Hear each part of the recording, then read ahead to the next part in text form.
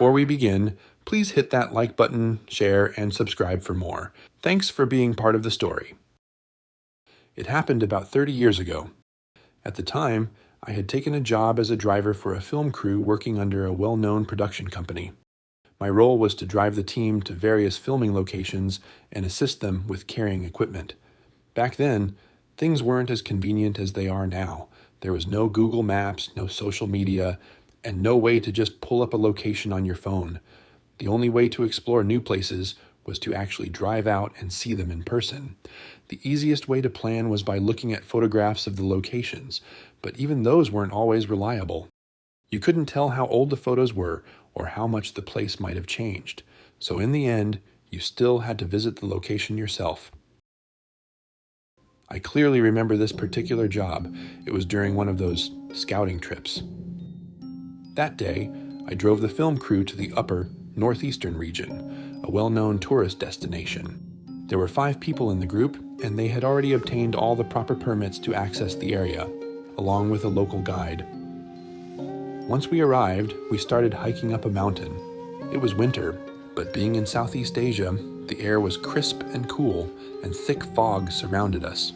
We were steadily making our way up the path led by our local guide, but as we walked, I noticed the guide seemed nervous, jumpy, almost paranoid, like he was afraid of something the rest of us couldn't see.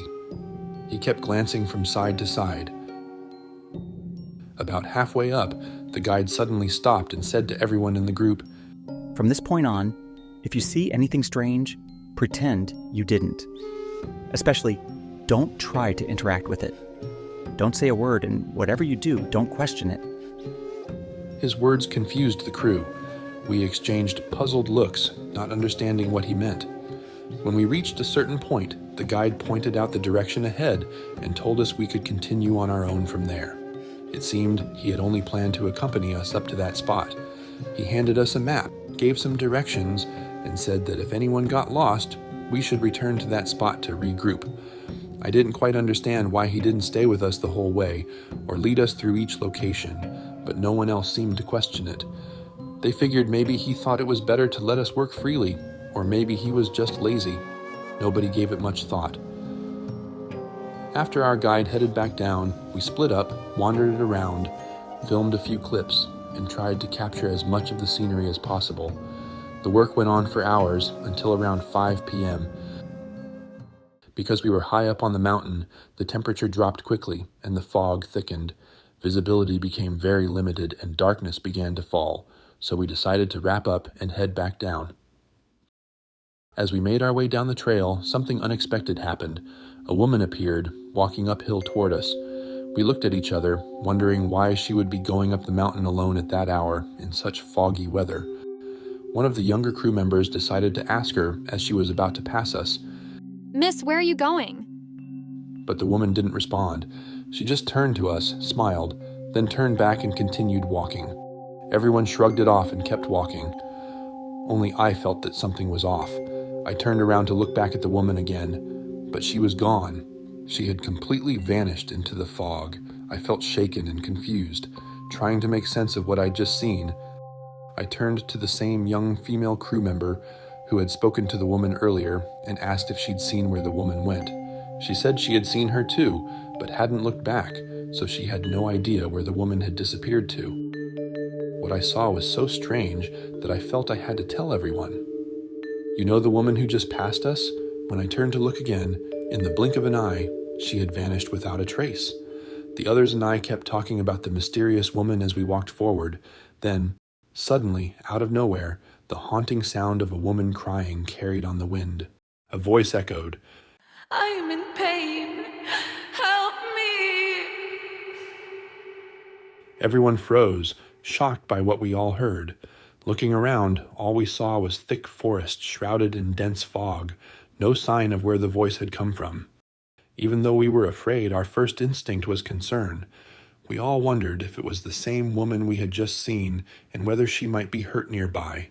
One of our team members, who happened to be the only woman among us, took the lead and followed the sound deeper into the woods.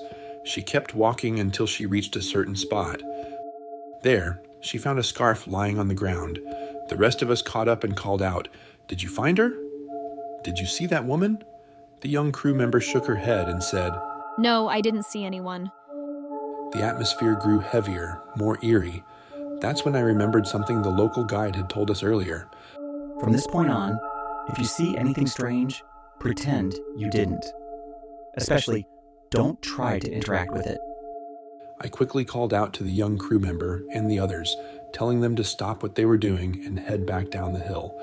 It was as if everyone suddenly realized just how strange the situation was.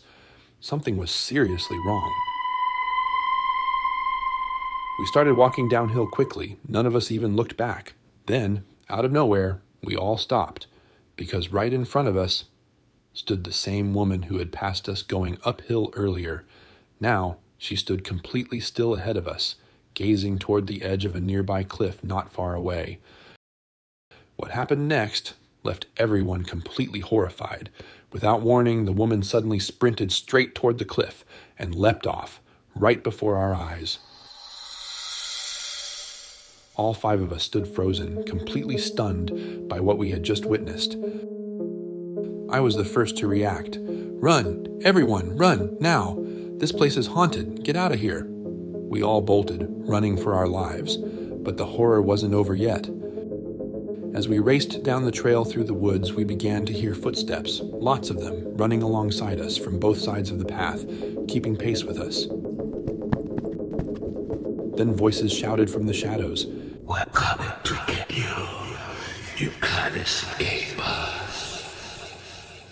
Terrified, we didn't know how long we had been running, but we were so relieved when we finally saw flashing lights. It was the flashlights of forest rangers up ahead. Seeing our panic, one of the rangers asked, "What happened? What are you all running from?" Someone in our group immediately shouted, "We're running from a ghost! The whole place is haunted!" Surprisingly, the rangers didn't look too surprised. One of them simply said, "So, I guess you've just met her, huh?" We were then led back to the base camp. After settling down and catching our breath, we finally had a chance to talk about everything that had happened. Our young crew member was still visibly shaken. She wanted to know what was really going on. So she approached one of the rangers and showed him the scarf she had found. The moment the ranger saw it, his expression changed. He looked visibly shocked and immediately asked, "Why did you bring this down here? Where did you find it? Do you even know what this is?" After some discussion, we agreed that our young crew member should return the scarf to where she had found it. One of the rangers offered to accompany her. Seeing how nervous she looked, I volunteered to go with them. The 3 of us climbed back up. Once there, we lit incense sticks as an offering and laid the scarf exactly where she had discovered it. While we were walking, there was a moment when I looked back, and what I saw sent chills down my spine. That same woman. She was standing still, staring directly at me, and smiling. Then, just like before, she suddenly turned and ran toward the cliff, and once again leapt off. Shocked and terrified, I quickly urged the others to hurry, and we rushed back down to the base camp together.